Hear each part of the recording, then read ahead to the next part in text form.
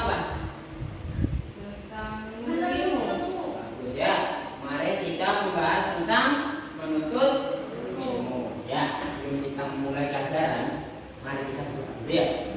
Mari kita buka pelajaran ini dengan doa basmalah. Bismillahirrahmanirrahim. Baik, di sini Bapak akan mempunyai video. Ya, coba kalian perhatikan, amati. Ya.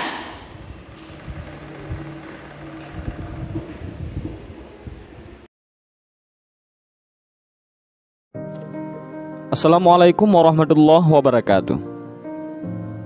Luqman Hakim adalah salah satu nama orang yang disebut dalam Al-Quran, tepatnya pada surah Luqman. Luqman Hakim namanya mendunia karena nasihat-nasihatnya kepada anaknya. Ibnu Katsir berpendapat bahwa nama panjang Luqman ialah Luqman bin Unaqa bin Sadun.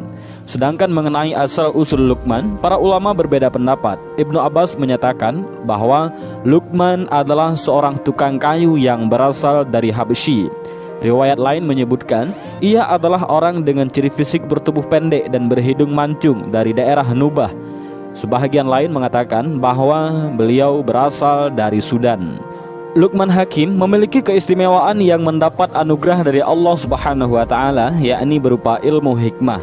Ilmu sangat berguna bagi kepribadian manusia yang pada gilirannya akan bermanfaat bagi orang di sekitarnya, juga bagi alam semesta. Allah Subhanahu wa taala berfirman, "Dan sesungguhnya telah kami berikan hikmat kepada Luqman." Quran surat Luqman ayat 12.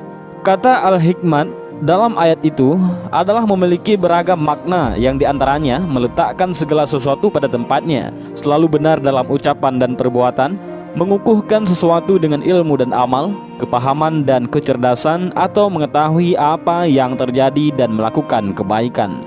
Kata al-hikmah juga bisa diartikan rangkaian kata-kata yang menjadi bahan renungan dan telah mengalir dari satu generasi ke generasi yang lain. Untaian kata yang bisa membuat seseorang tidak lagi melulu cinta harta duniawi juga bisa disebut al-hikmah, ataupun kemampuan memahami hakikat sesuatu sesuai kemampuan yang optimal, atau untaian kata yang indah nan sempurna yang membuat dorongan melakukan sifat terpuji, ilmu dan perilaku yang mulia, atau segala sesuatu yang meningkatkan kualitas diri seseorang. Semuanya merupakan arti dari kata al-hikmah. Ada pendapat lain menyatakan bahwa al-hikmah berarti ilmu dan amal. Oleh karenanya, seseorang tidak akan dapat menyandang gelar hakim kecuali jika ia telah mengantongi keduanya, yakni ilmu dan amal. Secara sederhana, al-hikmah adalah petunjuk jalan lurus menuju keselamatan dan kebenaran dalam berkeyakinan, bertingkah laku, berucap dan melangkah, menurut sisi pandang yang Maha Pencipta maupun cara pandang manusia. Itulah arti kata al-hikmah secara hukum. Al-hikmah merupakan buah dari pengetahuan yang luas dan keilmuan yang dalam, kecerdasan serta kesadaran diri yang penuh, penelitian yang menyeluruh dan percobaan yang teruji, pengamatan terhadap keterkaitan antara satu perkara dengan yang lain, dan analogi, artinya kias yang dominan antara suatu hal dengan yang lainnya. Dalam sebuah kesempatan saat Luqman mengajari putranya dengan kehidupan nyata di tengah-tengah masyarakat, Luqman berkata, "Wahai putraku, lakukanlah hal-hal yang mendatangkan kebaikan bagi agama dan duniamu. Terus lakukan hingga engkau mencapai puncak kebaikan. Jangan pedulikan omongan dan cacian orang, sebab takkan pernah ada jalan untuk membuat mereka semua lega dan terima. Takkan pula ada cara untuk menyatukan hati mereka. Wahai putraku, datangkan seekor keledai kepadaku, dan mari kita buktikan." Luqman Hakim bermaksud mengajak putranya jalan-jalan di tengah masyarakat untuk membuktikan bahwa membuat semua orang legawa itu sangatlah sulit, bahkan bisa dibilang sama sekali tidak mungkin terjadi. Apapun yang diperbuat oleh seseorang akan selalu ada yang mempermasalahkannya, selalu saja ada yang tidak setuju.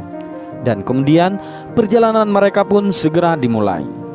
Luqman menaiki keledai dan menyuruh putranya berjalan menuntun keledai. Sekelompok orang yang menangkap pemandangan yang menurut mereka aneh tersebut segera berkomentar mencaci.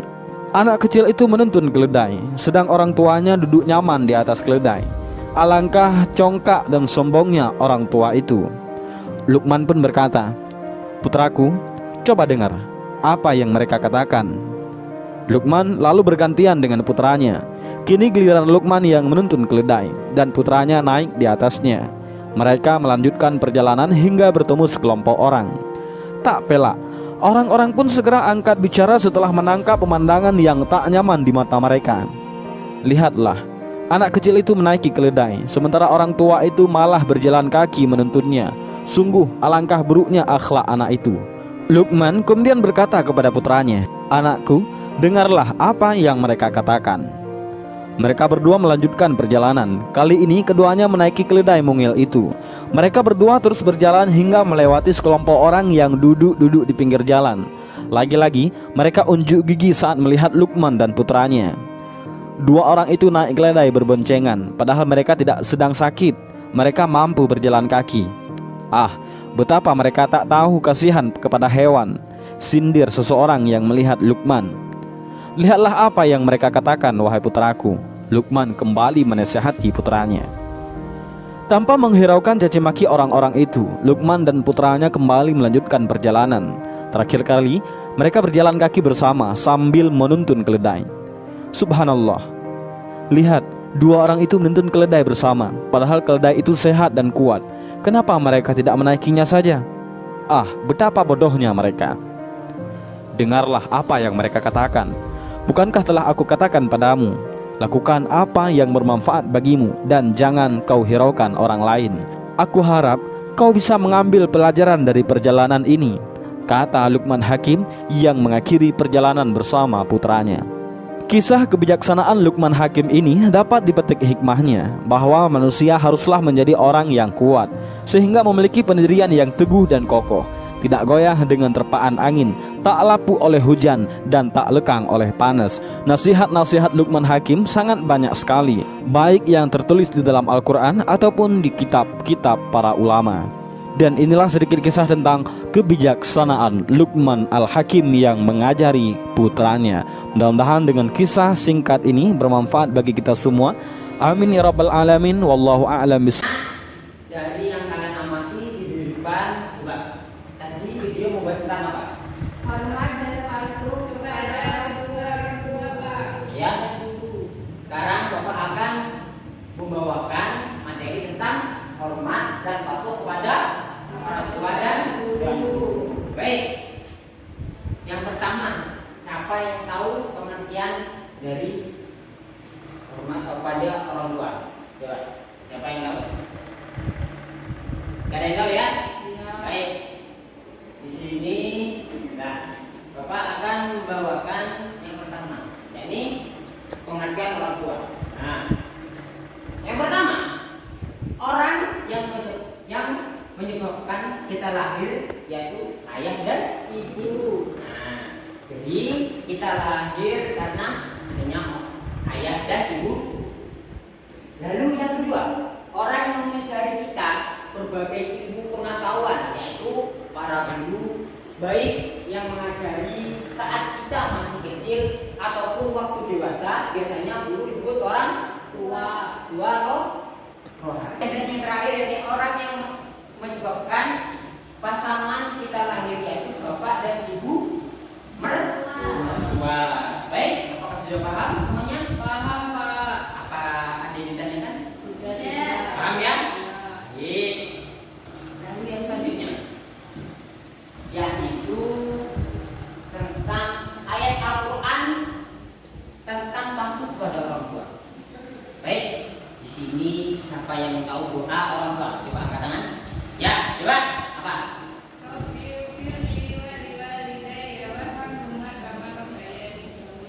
Ya, tepuk tangan untuk Liza. Ya, bagus sekali pertanyaannya. Ya, dan sekarang di Al-Quran pun ada ayat tentang patuh pada orang tua. Ya, mengapa kita patuh pada orang tua? Di Al-Quran sudah ada.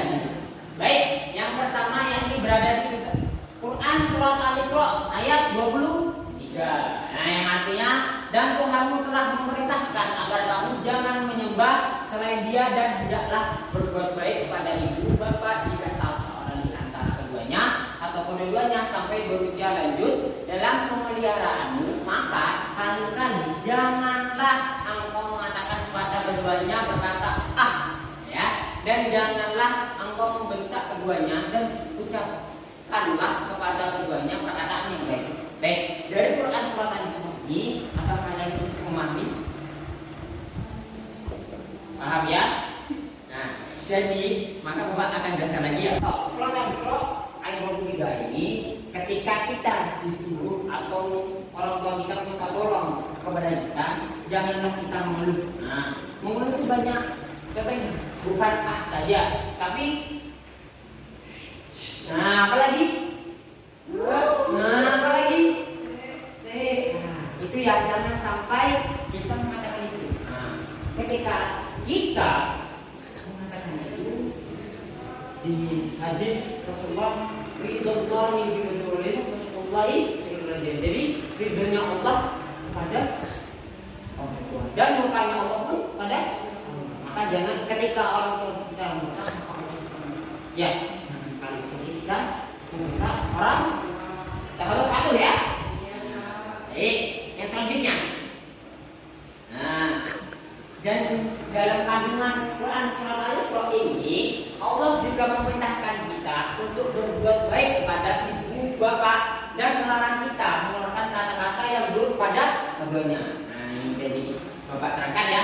Lalu sehingga kata-kata merupakan kata-kata buruk yang paling ringan, tidak diperbolehkan. Nah, ringan itu saja. Entah kalau sip atau yang lainnya ya. Nah, baik, maksudnya ini Allah Subhanahu wa taala memerintahkan kita untuk berbuat baik, bertutur sapa baik dan berlaku sopan santun kepada kedua orang tua dengan rasa penuh hormat dan memuliakannya. Nah, jadi kita harus manut ya kepada orang tua, harus hormatnya. Jangan kita patuh dan hormat kepada orang lain saja, tapi kepada orang tua kita. Meskipun kita dekat pada orang tua, tapi kita harus selalu patuh ya. Sudah paham ya? Paham. Lalu yang selanjutnya, yakni ayat Al-Quran tentang patuh kepada orang tua. Nah, ada beberapa banyak ya di sini Quran tentang patuh kepada orang tua ya. Jadi di buku sudah ada ya patuh orang tua. Baik, Bapak akan menjelaskan saja Quran yang berada yang tercantum dalam Quran ini. Quran surat Al-Luqman ayat 13 dan Quran Al-Luqman surat ayat 16. Lalu yang selanjutnya Al-Luqman juga ayat 14 dan ini Al-Quran Al-Luqman ayat 13, 14, 15 dan 16 ya. Itu Al-Luqman ini menjelaskan tentang patuh pada orang tua ya. Lalu dalam kandungan Quran surat Al-Luqman ini ada beberapa juga. Yang pertama, yakni dalam ayat 14 Allah menggambarkan ya kesusahan seorang ibu dalam merawat anaknya sangat luar biasa. Peranan ibu sangat berat, mulia dari proses mengandung hingga melahirkan, menyapih dan merawatnya. Jadi kalian ya para perempuan, para calon ibu ya harus siap menjadi seorang ibu. Jadi dari mengandung, melahirkan, menyusui itu taruhannya nyawa. Makanya kalian jangan sekali-kali membentak pada orang tua, apalagi ibu ya. Kalau semua apa? Yang pertama ibu, kedua ibu, ketiga yang terakhir ibu aja 3 kali ya. Jadi kita harus menghormati sebanyak-banyaknya ya. Tapi jangan ayah jangan lupa dihormati juga ya. Itu termasuk orang tua. Nah, lalu yang selanjutnya yakni hadis tentang patuh kepada orang tua. Nah, hadis ini hadis riwayat Muslim. Yang pertama, yakni kami diceritakan oleh Syaiban bin Faruq dari Abu Awanah dari Suhail dari ayahnya dari Abu Hurairah. Beliau berkata, siapakah yang celaka ya Rasulullah? Jawab Nabi, Barang siapa yang mendapati kedua orang tuanya dalam usia lanjut atau salah satu dari keduanya, namun ia tidak berbakti kepadanya dengan sebaik-baiknya, maka dia tidak akan masuk surga. Sahabat Nabi aja, ada seorang sahabat Nabi ya menggendong ibunya setiap hari tawaf di Ka'bah. Ibu itu pun tidak bisa membalas kebaikan orang tua, padahal sekali keliling Ka'bah. Sudah capeknya ya seorang anak menggendong ibunya, itu pun tidak bisa membalas kebaikan ibu. Ya, sungguh besarnya ya, maka kita dengan melawan orang tua ya, kasihan orang tua ya, sudah merawat kita ya. Jadi kita harus memulai pada kedua orang tua. Lalu di sini kedua, yakni hadis riwayat Bukhari dan Muslim. Nah, Rasulullah pernah berkata, seorang laki-laki datang kepada Nabi lalu meminta izin untuk ikut berjihad. Maka beliau bertanya, apakah kedua orang tua masih hidup? Laki-laki itu menjawab, iya. Lalu Rasulullah menjawab itu lagi. Maka beliau berkata kepada keduanya, lah kamu berjihad. Nah, atau berbakti. Ini hadis riwayat Bukhari dan Muslim. Nah, dari sinilah coba sungguh pentingnya kita mematuhi kepada orang tuanya kita. Ya, jadi kita pun berjihad demi agama Islam pun tidak boleh kalau masih ada orang tua kita. Ya, jadi kita di rumah merawat orang tua itu termasuk jihad kepada orang tua. Ya, jadi kita harus benar-benar patuh pada orang tua agar kita masuk surga. Kami tak masuk surga. Ya, jangan sekali-kali membentak Orang tua. pesan bapak. Sekali lagi jangan sampai membentak orang tua. Lalu yang selanjutnya, yakni adalah ya, Bismillah. Nah, ini isi kandungan hadis tentang kafaratul. Ya, jadi isi kandungan yang tadi kita bahas tadi ya. Nah, jadi sudah Bapak jelaskan ya kandungannya. Jadi setiap kandungan sudah Bapak jelaskan. Nah, di sini ada pun hadis dari riwayat Bukhari dan Muslim tadi menjelaskan bahwa berbakti kepada orang tua memiliki nilai pahala yang sangat besar. Ya, lalu bahkan nilai pahala berbakti pada orang tua oleh Rasulullah disampaikan atau disamakan dengan nilai pahala jihad berperang dan melawan kaum. Nah, coba di sini coba pahala apa? Ganjaran orang yang berjihad apa juga? Siapa yang tahu? Tahu Pak. Gak ada yang tahu? Ya. Pahala orang berjihad jelasnya masuk surga tanpa hisab. Orang berjihad masuk surga tanpa Hisab. sedangkan kita hanya berpatuh kepada orang tua, hormat saja kepada orang tua bisa dikatakan Jihad. karena nggak mau masuk surga tanpa dihisab. Karena masuk, jadi masuk surga. Nah, kan enak sekali ya. Iya Tanpa Pak. dihisab, tanpa dipertimbangkan oleh Allah langsung masuk Surga. Makanya harus berpatuh kepada orang tua. Lalu yang selanjutnya, yakni saya. Nah, dari apa yang Bapak jelaskan tadi, apakah ada yang mau ditanyakan? Nggak ada Pak. Jangan semua ya. Pak. Jadi di sini sekarang Bapak punya permainan, ya.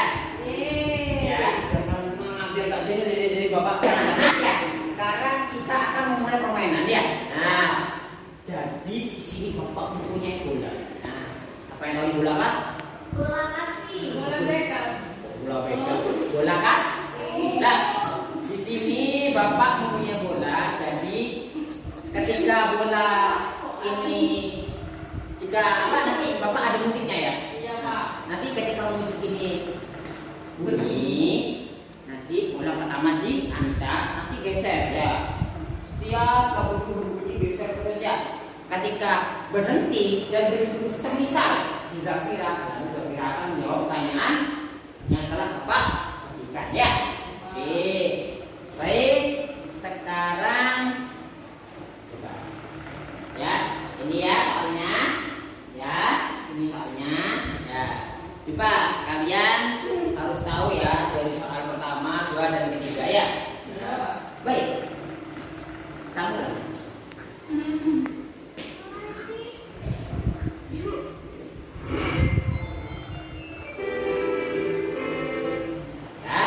bola Anita ya. Satu, dua, tiga.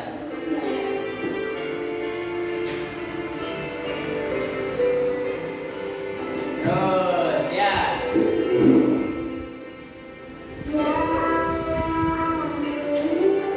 Terus geser terus ya. Terus. Ayo.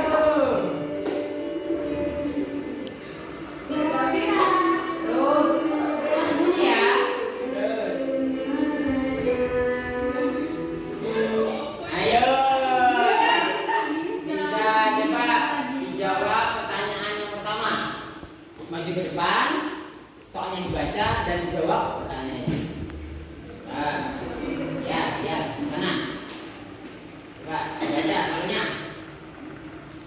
Soalnya sikap dan perilaku yang bisa diterapkan sebagai penghayatan dan pengamalan Quran Surat Al-Luqman adalah yang pertama, selalu mengesahkan Allah dan tidak menyekutukan dengan sesuatu pun. Yang kedua, selalu berbuat baik kepada kedua orang tua, terutama ibu. Yang ketiga, membiasakan diri untuk berbuat baik dan menaati orang tua sepanjang hidup. Yang keempat, selalu berbuat baik, dan yang terakhir, senantiasa menjalankan sholat dan amar ma'ruf nahi munkar serta selalu bersabar. Mana? Sudah semua? Nah, tepuk tangan semuanya ayo. Masuk? Bisa. Baik. Jadi bola bisa dipakaskan bisa. Nah, sekarang kita mulai lagi ya. Persiapan. 1, 2, 3.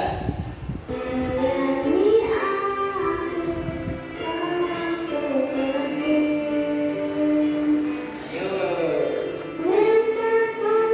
Terus.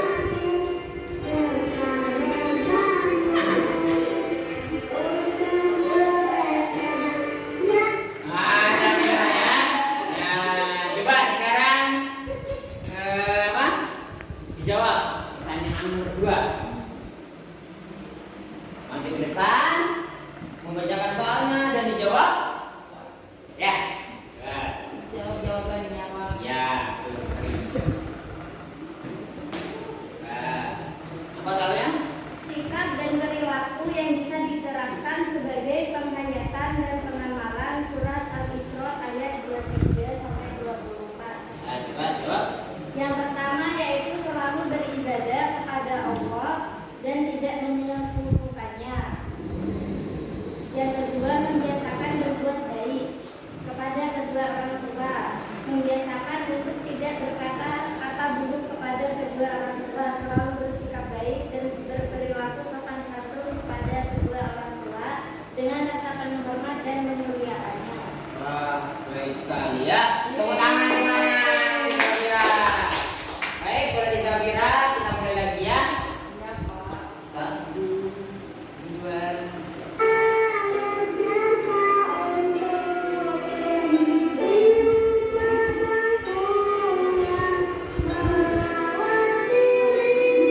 Ayo bener terus.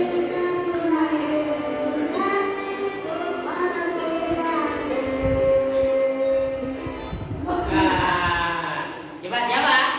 Anita, coba dibaca soalnya dan dijawab soalnya. Sikap dan perilaku yang bisa diterapkan sebagai penghayatan dan pengamalan hadis Nabi sebagai hadis Nabi. Ya, coba. Yang pertama, kita selalu berbakti kepada orang tua, terutama ketika mereka masih hidup. Jika sudah tiada pun kita harus senantiasa berdoa, mendoakan mereka. Yang kedua, senantiasa berbakti kepada kedua orang tua karena nilai kebaikannya di sisi Allah SWT dijajarkan dengan jihad. Tepuk tangan semuanya ya. Ya, game kita sudah selesai. Nah, jadi udah mati lampu ya. Ya. Ada udah mati lampu, proyektornya mati, bisa dihidupkan lagi ya. Ulang Pak. Bentar ya. Nah, jadi kalian sudah paham semuanya ya. Dan sekarang Bapak akan memberikan kesimpulan ya. Jadi orang tua adalah orang yang telah melahirkan kita, merawat kita dari kecil hingga besar ya. Ketika ibu mengandung kita berbulan-bulan dan menyusui kita dan merawat kita, dan bapak kita mencari uang untuk menyekolahkan kita, belikan susu, terus Beli nasi. makanan, beli nasi ya. Dan guru kita adalah guru yang mengajari kita ya, yang mana guru ini untuk membantu kita mencari jati diri. Baik anak-anak, mungkin cukup ini ya Bapak ya. Pesan Bapak, tetaplah jadi anak yang soleh dan soleha, dan jangan lupa berbakti pada Orang tua. Baik, kan kita akan bertemu lagi. Kita akan membawakan tema tentang toleransi. Baik, mari kita tutup pelajaran kali ini dengan bacaan Alhamdulillah.